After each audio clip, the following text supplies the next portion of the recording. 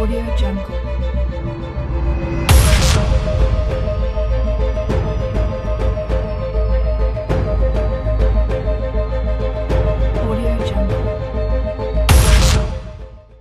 Internautes amoureux de cette émission, bonjour, bienvenue vraiment dans ce nouveau numéro de Parlons-en avec Dorian Issamba, autrement dit la fille intelligente. Nous devra toujours vous informer, c'est notre devoir. Vous allez toujours brancher dans les Makambo télévision. Il y a papa André Ngambou, vous reçoit vraiment d'informations tirées à la source. Les lots vraiment dans Koloba Mingité et puis dans Koloba vraiment lui-même il va parler. Il s'appelle Monsieur Pascal. Monsieur Pascal, il est vraiment Pascal Lukusa. À cause de la micro na biso par rapport à Maïmazo les Kanamboka à Kolobela par rapport à la gratuité et enseignement la réalité nango na bécole aujourd'hui à Kolobela peut rentrer parlementaire il y a bande konabiso ba d'hôpital à commenter na makambo belé nazo pesa yemba la makambo et puis na rotika na micro je dis bonjour bienvenue Ndeko Pascal. Merci beaucoup. Bonne santé. Moi malade. Tu sais pas ko yamba yo mais rotika na micro il y a caméra na biso derrière la caméra tous en Ndeko Diego au solo là na Maimata Limboka yo moko merci beaucoup.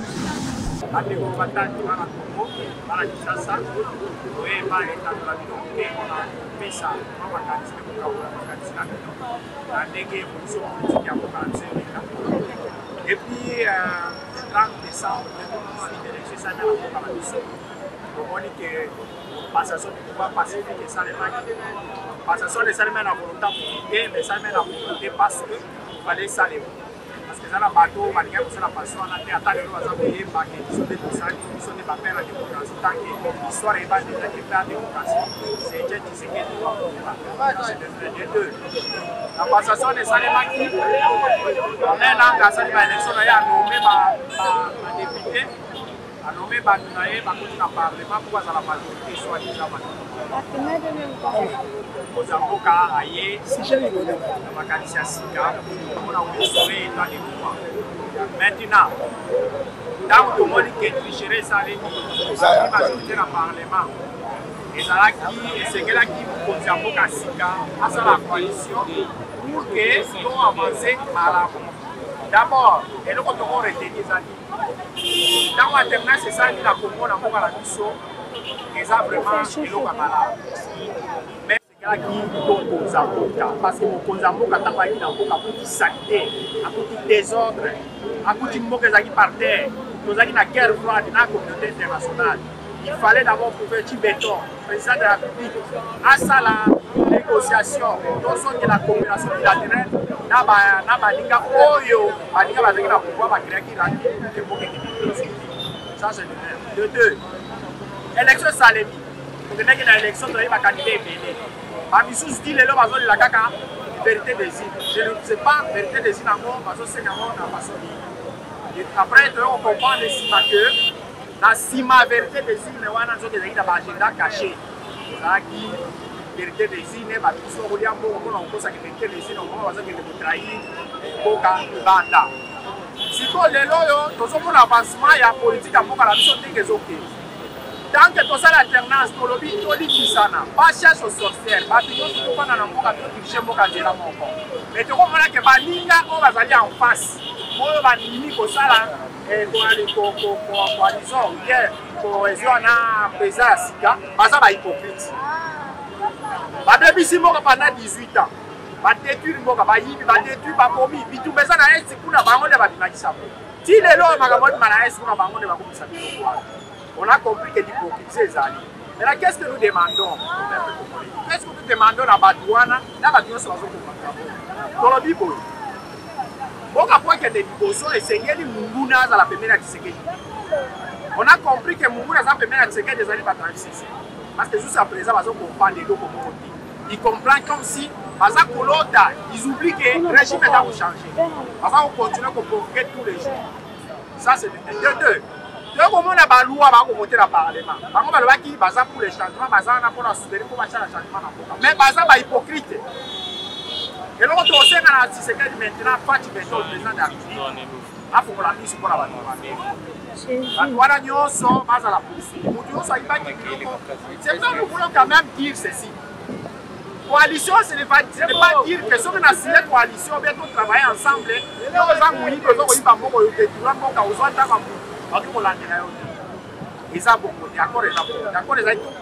respecté les droits des droits. Le chef de l'État a dit que ça un discours dans la nation, dans la Nations Unies. Dans le discours, on a appelé l'évolution en Mboka des autres. Arseni la communauté nationale. Il y a sali évaluation, il y a des mandats qui doivent tirer l'eau.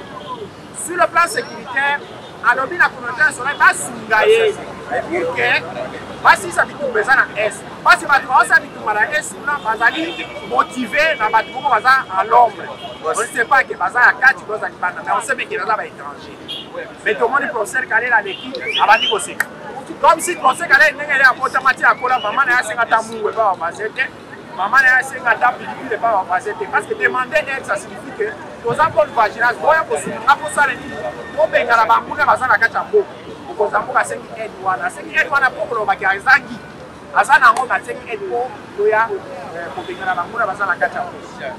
Ça, c'est le droit. Les 4.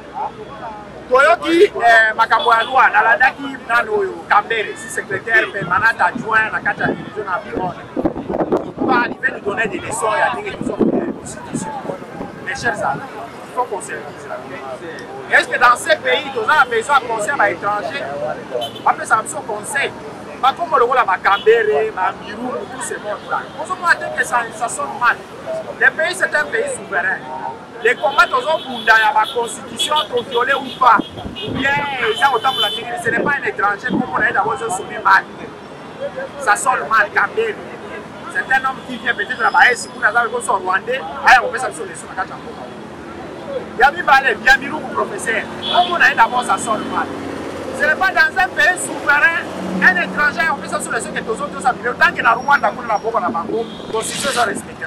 Kagame a fait des années, des années. C'est pour ça que nous disons que cette fois-ci, Bisso va combattant, Bisso peuple, nous allons s'y faire de télé. Rentrée parlementaire et ça y est, vous savez. Nous avons une hypocrisie qu'on a la carte et nous disons ceci. Dans la rentrée parlementaire passée, vous avez vu les cas. Nous avons voté par loi et ça va pour l'intérêt de la vie. On va dire que n'importe quoi, oh non, pas sécuriser Bissou. Aujourd'hui, on commence à sécuriser pour la nuit. Parce que nous sommes votés par loi et ça concerne la population. Donc, ceux qui ont rentré parlementaire, ça a été pour la sagesse. Donc, dirigeants qui ont voté budget, à Bissou, ça a budget normal et qu'on résout le problème, il y a la Congolais. Nous allons en 2020, mais les gens vont réclamer l'élection en 2023. Nous avons exclu le recours en 2023. Et là, l'élection est en 2023, nous sommes en 2020. Nous avons pouvoir une année donc ça signifie que pour ma vie, il faut élection salema. Donc, ils sont comme les politiciens. Non. Pourquoi pas débat comme ça la marche? Nous allons marche pour dollar équipe. Nous allons marche pour bilan équipe.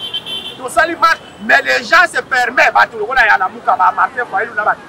Comme ça la marche. Pour que l'élection est salée en 2023, mais on réclamer vérité des îles. Vérité des îles, on va se faire et moi on a regardé. Et moi on a dit que les gens veulent nous montrer que pour vivre la Kachamboka, on a la moutou, la Kachangongo, il faut ça la politique. L'élection est en 2023. Il y a une réforme électorale. Il y a une réforme que vous commencez en 2023. Quand vous commencez en 2023, il y a toute la Makambo est à l'élection.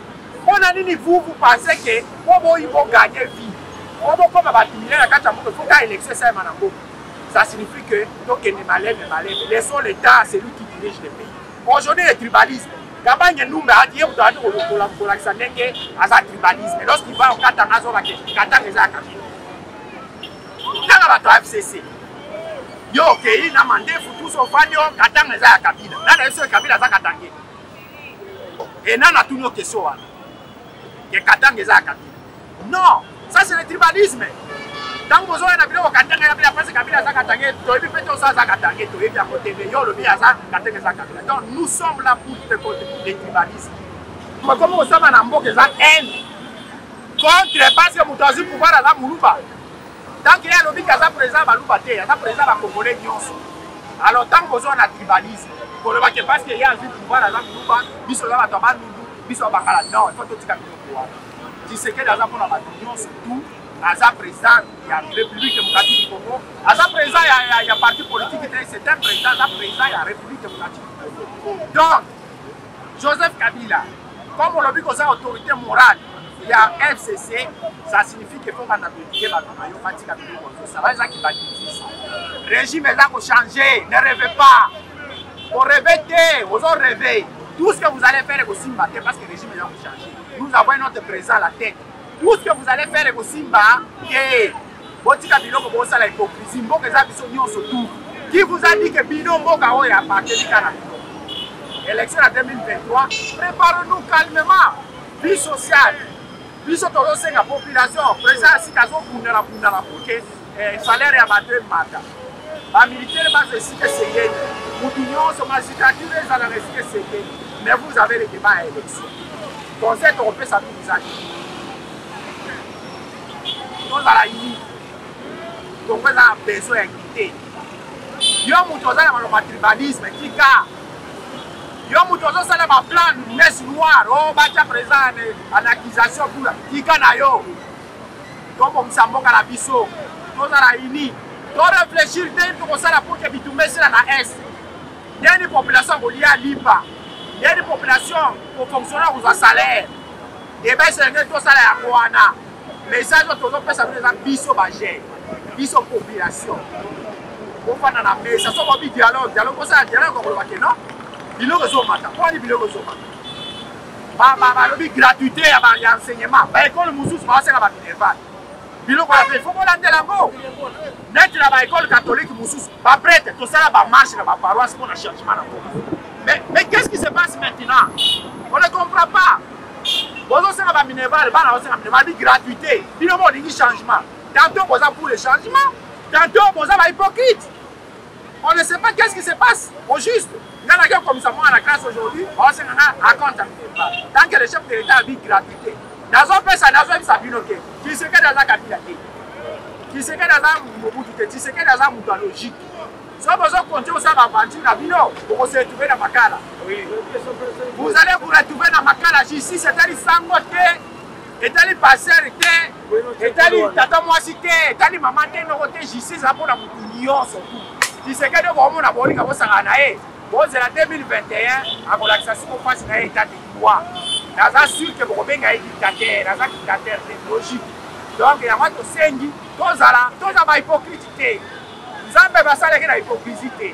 Donc, ça, soi-disant, tu as dit Koto, tu as dit Soudan, Koto, tu as dit hypocrisie. Ce n'est pas bon. Le sengi n'a pas peuple congolais. La sengi n'a pas lu, la Swahili, n'a pas lu, sur la Congo, Bangala, Bissonio, tous à la unis. Le Congo nous appartient tous. Nous avons Félix Tshisekedi dans un étranger. Si vous avez un étranger. Parce que le vrai Congolais, on a le pouvoir. On est le pouvoir à la Kinshasa, c'est Tshisekedi. Tant que vous avez un suspect. Tout le monde, pouvoir va faire si à Kinshasa. Mais ils disent le pays donner les idées pour que il faut ça. Ça ne sert à rien. Puis là, c'est diabolique. Tant qu'il y a un qui m'a dit, on a un Nzambe, on va appeler. On a biloko wana. On a la Kingakat, on fait ça dans le conseil. Le régime a déjà changé. On a correcté. On a les mamans qui ont changé. On a simba la mambo, on a la mambo, on a la mambo, on a la c'est qui le gouvernement. L'armée va avoir un S. On a la salaire là-bas. Les policiers vont avoir la biso. On a la salaire là-bas. Les magistrats vont avoir un malade. Les gens vont avoir la mais pas le recondition. On a essayé de la présence là. Si on sommet la table à magistrat, il y a bien. Les généraux, les enseignants, moi, je dis bien. Pendant que le logement est kitoko, et que ça, on a malam. Lutte contre la corruption, les alignés. Dans mon foutu moutou malamu, on paie ses salaires à malamu, on s'est suivi à Boïba. Mais si on a lutte contre la corruption, tant que moutou a mal payé, à Boïba. Mais si on a lutte contre la corruption, on paie ses moutou dans kitoko. On peut se ndako, on peut se maïkoula, salaire à malonga. À cause de la moussale, un malade ou pas au banc pour Iba. Pour lutter contre la corruption, mais c'est le président, il faut toute la condition de vie du peuple congolais. Il y a des unions sur la moussale dans l'État pour que la corruption est aussi là. Lutter contre la corruption, c'est améliorer les conditions de vie sociale, il y a des fonctionnaires, il y a des militaires, il y a des magistrats, il y a des avocats, il y a des unions sur la Congo. Tu verras que Mouideko est aussi là. Mais si on lutte contre la corruption, que Batouana va mal payé, corruption est aussi là. Alors je demande au peuple congolais, le président de la République, il faut que la ministre ait la gratuité à l'enseignement pour que l'union soit dans la classe malade. L'hypocrisie est dans l'école, on dit d'abord. Parce qu'on pose la gratuité tant qu'on a kuna, parce qu'on sait moi Mickey, tant qu'on dit gratuité, on va faire malade, puis ça l'économie, nous sommes en tête, nous sommes en donc il y a un ancien ministre, il y a Willy Bakonga, ça l'a suivi pour la gratuité. D'abord, quand on va hypocrisie, il n'y a pas la vérité. Parce que ça, on ne comprend pas. Qu'est-ce qui se passe dans ces pays? Moutou a fait sa loi. Alors, merci à ceux qui ont soutenu le nouvel gouvernement. Nous avons soutenu Fati Béton, nous avons soutenu le changement pour que nous puissions gagner les bosso. Nanzambe Tokolo.